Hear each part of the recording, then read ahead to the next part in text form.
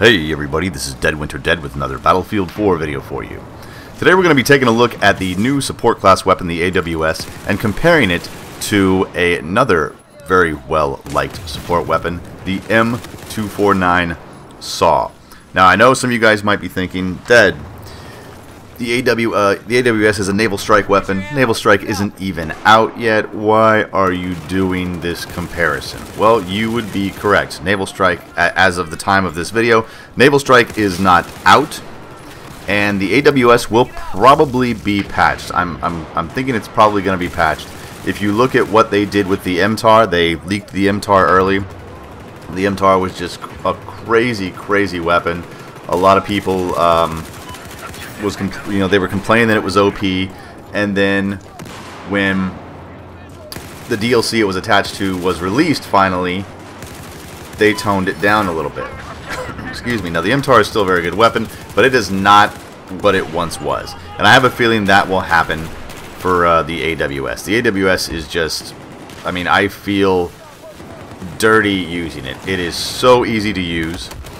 It is extremely accurate at short to medium ranges. Long ranges, it suffers a little bit. The spread tends to get a little bit out of hand, but not something that you can't handle.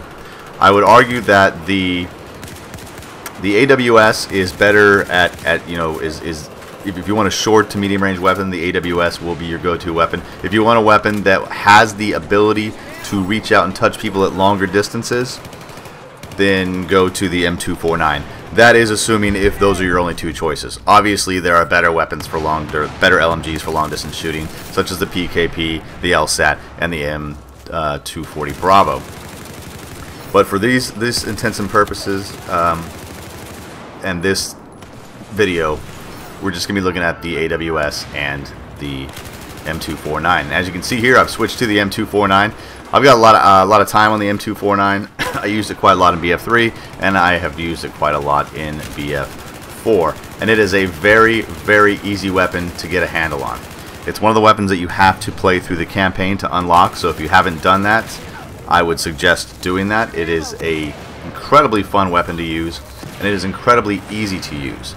I know there are some YouTubers out there who say that this is a pro-only weapon, you know, that only advanced players should use it. That is an absolute falsehood.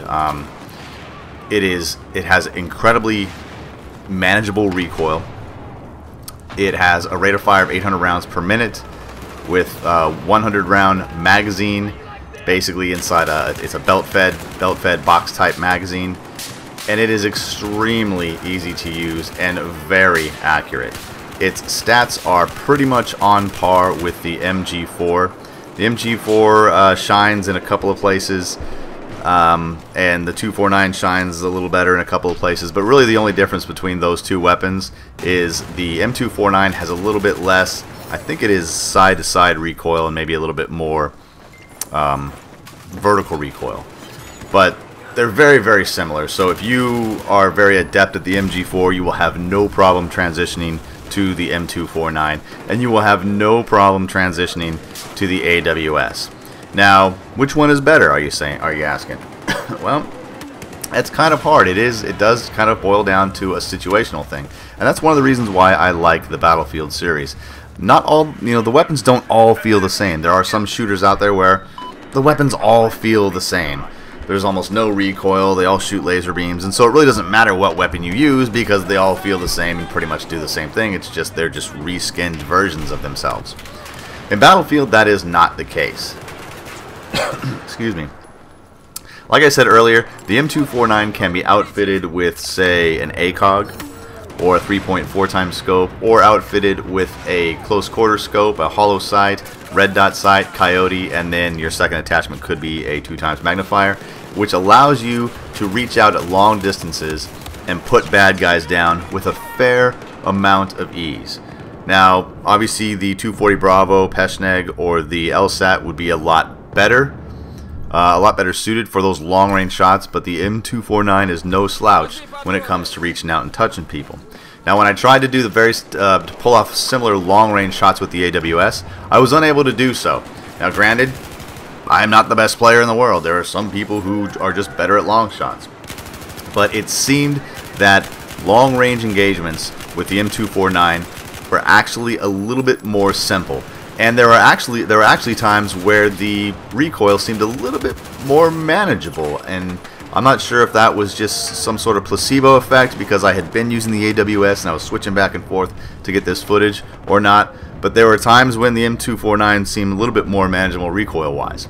Now as far as close quarters and just completely tearing through people, the M249 is no slouch, but the AWS, I've got to give the AWS credit here.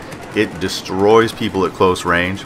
You have 100 rounds to go through in a dual drum fed type magazine system. The problem is, because of its high rate of fire, and I'm thinking that it is upwards around the 800, 850 mark. Obviously the stats haven't really been released yet, but just the way it feels, it's going to be 800, 850 mark as far as rounds per minute for the AWS. You run out of ammunition extremely quickly. Because it's a support only class, if you're carrying the ammo bag, that's really not going to be a problem. You throw some down, you soak up some ammo, and the reload time on the AWS is extremely short. 3.5, maybe 4 seconds. It is not long at all. It's actually, it seems like it's on par with some of the assault rifles. Now again, the official stats have not been released yet. This is all just stuff that I'm kind of feeling in-game on the battlefield. And as you know, a lot of times you don't want to rely solely on stats. You want to take this weapon onto the battlefield and find out how it performs in your hands. Okay, as far as attachments, we'll do the M249 first. I like to run any sort of red dot sight, a hollow sight, coyote, red dot sight. It doesn't really matter, whatever your preference is. Run a 2x magnifier on there if you want to play with that. Run a I've been running a potato grip or an ergo grip on it. Both of those work just fine. If you're on a longer range map, go ahead and run possibly a 3.4 or ACOG. Some people have trouble lining up those longer sight lines with the 2x magnifier, but that would have to be a map like, say, Silk Road, Gulf of Oman, or Caspian Border, something where you're going to have longer engagements. Short range engagements like on Op Locker or Op Metro, you will not need an ACOG, do not run an ACOG, and you will not need a 2x magnifier. I would suggest then a laser sight for those up close twitch, oh my god, the guy just came around the corner moments. As far as the AWS, any sight to your preference. Make sure it is a close quarter sight though. You will not need a magnifier because it is a short to medium range weapon, and that will be a waste of a slot. Run a compensator. I've been running that. It seems to work well. Stubby grip and or ergo grip seems to work out just fine. And remember, if you were playing on rush with either of these weapons, use that suppressor. It will keep you off the minimap. Remember, the M249 is not an advanced player's weapon. It is not a pro weapon. It's not an advanced weapon.